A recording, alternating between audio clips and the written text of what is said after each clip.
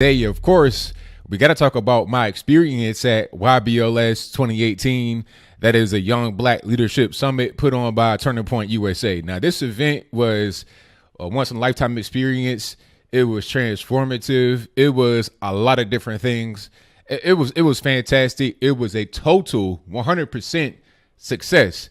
Now, I'm going to tell you my point of view, the things I went through in the airport while I was there, everything, just my total experience. I have video of everything that was going on inside the White House, outside the White House, and whatnot. And I'll place that in a separate video, and you may see clips of that here and there in this particular talk. But let's just get straight to it. First of all, I left here in Chattanooga at about 6:30 a.m. Thursday, and I got back here about 9 p.m. As soon as I landed in New York is when things started to happen, both positive and negative, but mostly positive. Now, when I went to New York, I had on my MAGA hat. All right. Now, some of you may have seen this picture that has gone viral. I had no idea that would do that. I was just in the airport. I'm getting these 1,000-mile stares in my face, and I'm like, okay, I took a picture of myself right now in here and just put it on there and share that particular moment, that particular experience I was having. And then I'm getting reposted everywhere. I'm on Reddit. It was really crazy. Now I'm thinking, okay, is it because I'm handsome or what? I don't know what's really going on, but whatever the case may be, that was how the trip started, with a picture of mine going viral. So I get on the plane. I go from LaGuardia to DC, which is obviously where it was. And then I'm greeted in the airport by a guy. He was in the military. And he just shook my hand and said, thank you. I appreciate you for being brave, because, it was really hard to wear that in D.C. and a lot of these liberal areas. And then I had two young Black men come up to me and said that, they were doing a documentary or they were doing some kind of vlogging, and they just asked a couple questions about the hat. He was like, what's up with the hat? Now, these young gentlemen were very respectful. It was no malice intent. None of that was going on. They were just curious and had questions. Now, I think I was able to sprinkle a little bit of red pill in at least one of them, because every point I made about the Democratic Party want to keep us down, and the auto welfare stuff and the illegal immigration, I think I got them on that. When I said, why would you allow this migrant caravan to come in? They were trying to say, well, at a certain point, you can't just say they can't come in because this land was taken. It's like, all right, well, hey, that's everywhere. Go to South Africa. You got people that live there that are Black that were not the original people. So at what point do we say this land is, and I saw the one guy, he was nodding his head and smiling. I'm like, okay, you red pill, or I'm just sprinkling the red pill on you right now. But that's how it started. So we fast forward away from the airport to the actual place. Now we're in downtown DC. We're at the Liaison Hotel, and also the Hyatt is one across from the other. You could just walk across the street and be right in the other hotel. Now, Thursday, it was not anything scheduled. This was just people checking in, just getting into the hotel room and whatnot. So I didn't think it would be anything going on. But that day was extremely busy, because when I got there, so many people knew who I was. I was totally blown away. I had no idea that I had that big of an impact. People came up to me and said, hey, I drove 24 hours. Matter of fact, I placed a picture of the screen before you of the young man right here. 17 years old, drove 24 hours, I think, from Texas to be here. Now, he did have somebody with him, but at the same time, that's a very long trip. All right. He drove from Texas. A lot of people came up to me and said their moms watch me all the time, and they need to get pictures with me because, they couldn't go home without a picture of AVL to send to their mother. It was really overwhelming. I had no idea that there were so many people that know who I am and that watch me every day. People were singing along to the intro music. I was like, wow, this is really, really crazy. But the energy in there was great. A lot of just really respectful, talented, energetic, and smart young people coming up to you, talking to you. It was really, really refreshing. Absolutely 100%. So most of the day on Thursday, I spent just meeting and greeting the people that were coming to the actual conference. We were in the lobby of the Liaison Hotel. That's where a lot of the, the talking and whatnot happened. A lot of deep discussions, a lot of light discussions. It was just really good on Thursday. We took a lot of pictures with each other. Oh, and I almost forgot. it was a surprise to me that at about 7:30 we had Donald Trump Jr. come through, and I got a picture of him. If you've not seen that, I'll place that on the screen before you. He gave a great speech. He was really energetic, a really just down to earth kind of guy. Now, some may kind of disagree with that because, this is somebody that's a son of a billionaire and he is not doing that bad for himself. So they're like, how can he be a regular guy? Well, he just is. Some people are quote unquote irregular that have nothing, and some are regular, relatable, personable that have everything. That's just how that goes. Now, I'll get to some irregular people in a little bit, but overall, Thursday was great. From the time I landed about 12 noon, I was talking to people.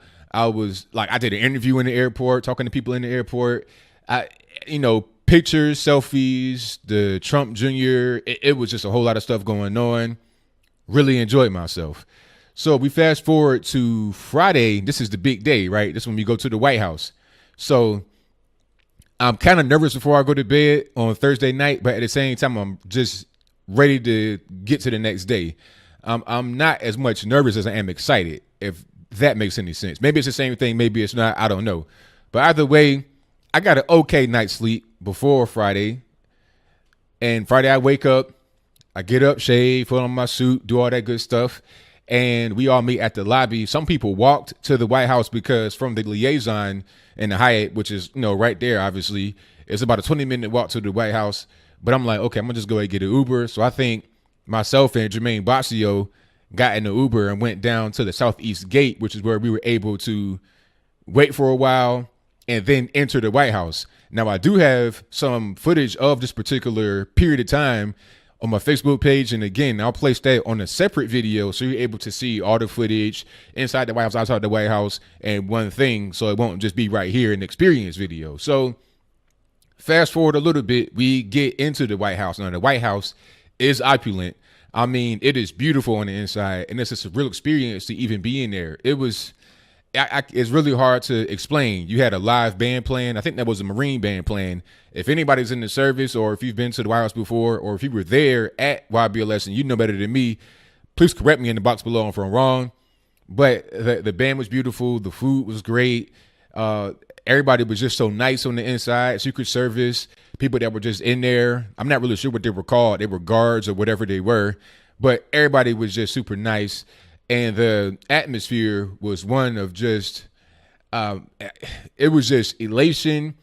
People that were just kind of in a surreal state that they were in the White House. It was great.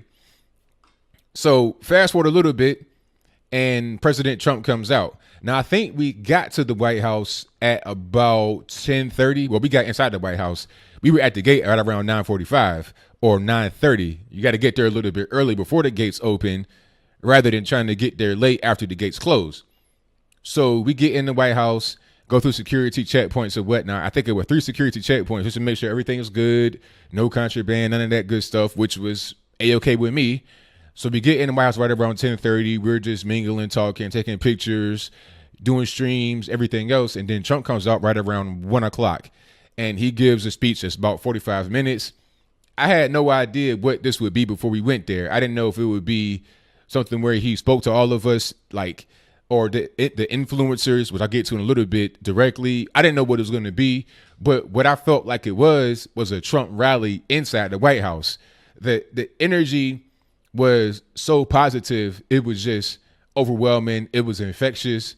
It was really just, a fantastic experience.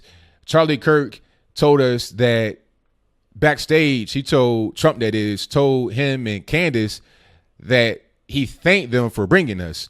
And during the speech, Trump was talking about how he normally comes out there, he gives a few words, he gets a little pitter patter of applause, and it's usually kind of boring when you're in the East Wing. But when we were in there, it was exciting. He could feel the energy, and I appreciated that. See, and that's what I was talking about. The same thing I said with Don Jr., I can say the same thing for Donald Trump. These people are not regular by any stretch of the imagination. However, they can speak to you in a regular way, which is what I really appreciate. So that was right on it. So we fast forward from that. What's this? This is Friday. So this day we were free the rest of the day. Friday, my father comes in from Norfolk, drives to DC. I have family in DC. So I'll go to Southeast, go to my uncle's house, hang out with him. My uncle's 86 years old. And also my aunt, who's like right around the same age. And this is my father's uncle. You understand? So that's my great uncle, but I always called him uncle. So that was good to see some family, to get a little bit of a break from the event and go do that. That was good. I come back right around, I say 6 o'clock, because the White House thing was over right around 3. I come back at 6. Oh, I'm kind of skipping ahead here. After the White House, we had a rally outside. Now, some of you may have seen some clips from the rally. I spoke a little bit, but I didn't really do that well. I did okay just to kind of get people started. But you had guys like Terrence Williams. Terrence Williams did a great job. Funny guy, naturally funny person. My man, Mark, I cannot pronounce his last name. I'm sorry, boss, but you know you are. He did a good job. Brandon spoke. Candace Owens spoke. Amazing Lucas is a great speaker. He spoke. David Harris Jr. and a few other guys. Some guys had some things I didn't agree with what they said, but it's okay. Everybody was able to, not everybody, but people were able to get out there on the bullhorn, megaphone, whatever you want to call it, and speak. Breitbart did a great job of covering this, by the way. And if you go to their Facebook page, website, or whatever, you'll be able to find a lot of these videos from this particular event. So that was that. It was a nice little rally. It was catered. We had food out there. You were able to get like some sandwiches. I think it was like a steak sandwich, turkey sandwich with some chips. That was good. Roland Martin was there. Now, I know a lot of you guys know who Roland Martin is. I did an interview with him on his show. Well, he interviewed me on his show when I was talking about that Procter & Gamble ad for this. It wasn't for a particular product per se, but it was for their brand, because they showed the brand at the end of the commercial. And the topic was the talk, right? All black parents have the so-called talk with their children about white people and police and how they out to get you. I never had that talk. So I was confronting him with that. And it's like, what's the issue? And he's saying it's crazy that you never had to talk. I'm like, why is it crazy? I asked him the question over and over again. He did not answer. And well, he did answer. I'll take that back. He said it's crazy because it's not normal. I'm like, just because it's not normal doesn't mean it's crazy. I mean, it may be normal for people to vote Democrat in the black community. That doesn't mean I'm crazy if I vote a different way. Okay, so his answer was not acceptable. And then I was pointing out people in the crowd that were right behind me. And I said, hey, have you had to talk about white folks and police from your parents? Some say they did. Some say they didn't. It was like half and half. He was pointing out those that did have to talk and was ignoring those that did not have to talk. He's the kind of person that you can't talk to. And I saw that a little bit in a debate he had with Jason Whitlock, who also was there, and I'll get to in a little bit. He'll speak in circles to prevent actually addressing the issue, but I'll move on. So the rest of that day, it wasn't a whole lot going on. We were just, hanging out at the lobby, some guys with different places, doing different things, just, having a good time outside of the actual event, but still connecting with each other. A lot of connections are made. A lot of friendships were made. I was down in the lobby of the Hyatt eating, and I was meeting with guys there, just talking. It was really good. Shout out to my man Jermaine Boxio, Leo Dunson, Will Johnson, David Harris Jr., the whole squad, and everyone else new I met. I cannot remember everybody's name right now at this moment, but all you people were beautiful. You were great. You were excellent. But moving right along to Saturday, this was the day of all the speakers. And you saw when I was streaming on the inside, I have this phone here, this Huawei. I just got this, no plug. I just got this on Amazon like the day before I left. And I went and I got a plan from Metro PCS, because this phone does not have an unlimited data plan on it. So I was able to use it still. 2 phones. So if you saw the stream, you saw that at a certain point, the image was staying still. It wasn't moving at all. Because in the beginning, I had a selfie stick trying to record. I think I did that with Stacey Dash, maybe even Ben Carson when he came out and spoke. Oh, and I also met Ben Carson at the White House. I shook his hand and I told him, thank you for being yourself and just doing what you do. I told my father this. He got really excited. And, Dad's a pretty liberal guy. Although I say it's conservative, that's a different story. He got excited about me meeting Ben Carson, and he was like, well, why didn't you ask this and this and this? I was like, Dad, come on. I only had about like 2 seconds, and then I was taken off guard. I had no idea I was going to be able to meet him. I just happened to be walking in his same direction, and I came face to face with him. I just stuck my hand out, shook his hand, and just gave him a couple words and let him go about his business. But let's get back to Friday. So at a certain point, I had my selfie stick, I'm filming, and then my man, and shout out to you, boss, he was there with his wife, and I think his wife's friend. He gave me a tripod, and it's the same tripod I have right here on my camera. And I almost brought this tripod I have, but I didn't want to detach it from my camera because it's very difficult to get it centered the way I want it and have it look right. So I used my selfie stick, but the tripod worked, and I was able to have the camera there, and my other phone was used to respond to people and to do any kind of banning of trolls if I had to. But shout out to the moderators, Bill from the Hills, everybody. You guys did great, but I keep going. So Stacey Dash did an excellent job in her speak. I did not expect her to do such a good job. I'm not saying that I thought she was going to do bad, but I had no idea that it would be so impactful and it would be so inspiring. She did an excellent job. Ben Carson did well. Larry Elder did well. And I was really just kind of fanning out at Larry Elder because a lot of my particular talking points I get from Larry Elder. See, I researched a lot of people that have come before me because I understand that they know more than I know. I'm a young man compared to them. Compared to some of the kids that were at the event, I'm like an older person, like a father figure in a sense. But when I look at myself compared to the greats of the game, your Larry Elders, your Rush Limbaughs, your Mark Levins, your Thomas Sowells, all these guys that either have big platforms on television, radio, or have big impacts in the intellectual world from a conservative point of view, I see myself as a young person trying to attain their level, but I move on. Larry Elder did a great job. Coleon Noir from NRA did a great job. A lot of great speakers were present at this particular event. We had lunch that particular day. It was great. You're talking about like some of the best food. It was some kind of pasta that was good. The chicken, it was like some kind of grilled chicken breast with some kind of sauce on it. It was marvelous. The food was good at the Liaison Hotel in DC. Actually, was that the Liaison? I think it was Liaison or the Hyatt. I couldn't really tell you where I was. I was just doing so much, speaking so much. I'm surprised I'm able to speak right now, considering how much talking I was doing. One thing I want to say is that people ask me all the time, what was the point of this event? Why even have this? Why have a young black leadership summit? Why not have a young white leadership summit? And I'm going to get back to the summary in a minute, but I need to go off on the tangent here. The reason why we need to have a young black leadership summit is because a lot of black people feel kind of lonely being conservative. They feel like a lot of their friends and family, many of whom are black, are going to just, cast them away because of their political points of view.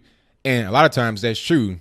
They got to keep fighting with their mom, fighting with their dad, fighting with their cousins and people that they grew up with and played with. And it gets to be really exhausting. And you want to have people that look like you, that share your same experiences. Okay. It's not about being segregationist. It's just a simple fact that if you are a white person, it's difficult to understand the dynamics behind being black and conservative. You understand what I'm saying? So I think this was needed for that, to build a community of people that have similar experiences that most other people in dominant society just don't have. And that's okay. It's not about trying to be anti this, anti that. It's about trying to lift each other up by those who have had experiences like yourself. But I keep going. So people came up to me. They were asking me questions about how to get a YouTube channel started, how to do it with family members. People were asking me about apps they design. I mean, all kind of stuff. So most of the event I spent just talking to people. And that was really the highlight and what I really wanted to gain from the thing to begin with, to build a network of people. I got a lot of people's phone numbers, their email addresses, social media. People want to do collaborations, and I'm all with it. So if anybody asks what was the point of the event, you could tell them building a community of people. I feel like a lot of people left there with a sense of a new family. people that they can rely on, they can trust, they can depend on, that they can talk to about their particular experiences. And also new network of people. I'm telling you everything I know.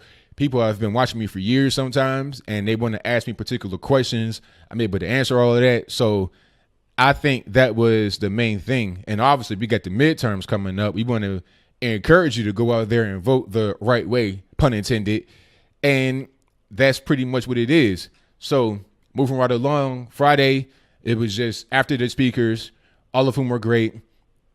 It was like a lot of just talking. Oh, and by the way, David Harris Jr., if you're watching, you did a great job. I want you guys to go out there, and if you could find it somewhere, unfortunately, I didn't record his, but if you could find that speech somewhere from David Harris Jr., go out there and find it and buy that book he has. You did a great job, boss. But Saturday, this was the last day of full events.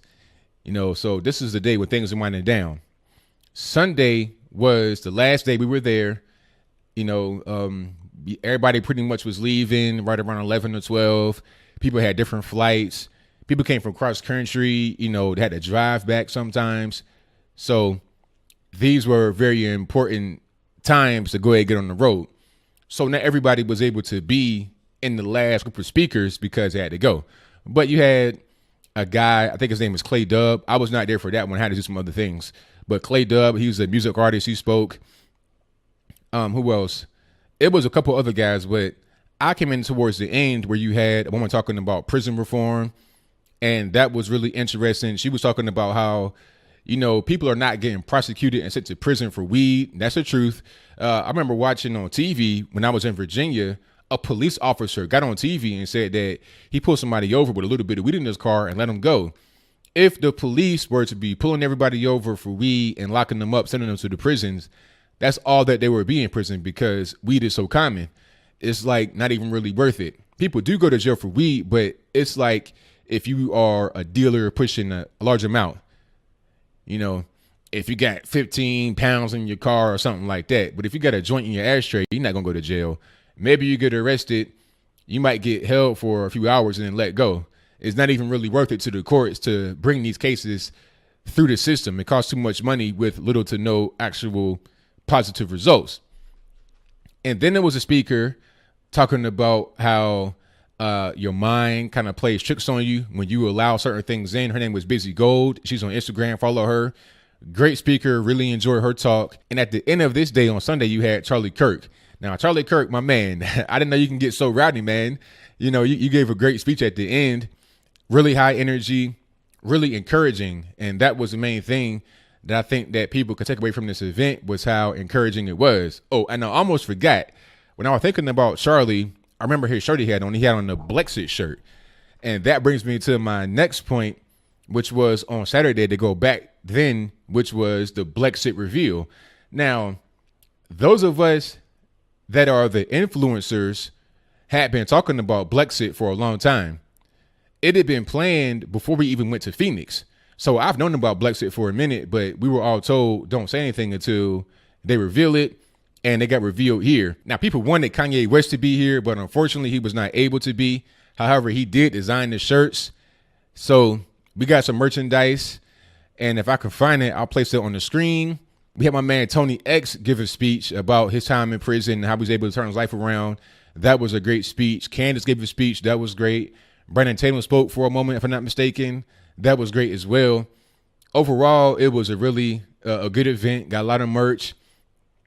We were able to film it. I was trying to film it. You guys saw the video on my particular page. It was looking like oil painting in motion, but you could hear the audio pretty well. So just think about it as a podcast type of thing. So that was that particular day. After that, I think people were just, hanging out, talking, and that was pretty much the end. Was that Friday? I can't remember. That might have been Friday when we had BLEXIT. Friday, I think it was Saturday, but I can't remember because there was so much stuff going on, and I was so busy throughout the whole time. I just couldn't really remember what day was what. It was just really, really great. So after Charlie speaks on Sunday, that's pretty much the end. We all go our separate ways, and people don't want to leave. Everybody's kind of having long faces in the lobbies and whatnot and outside. Nobody wants to leave because it was so great. It was great to be around so many great individuals that were like-minded like yourself.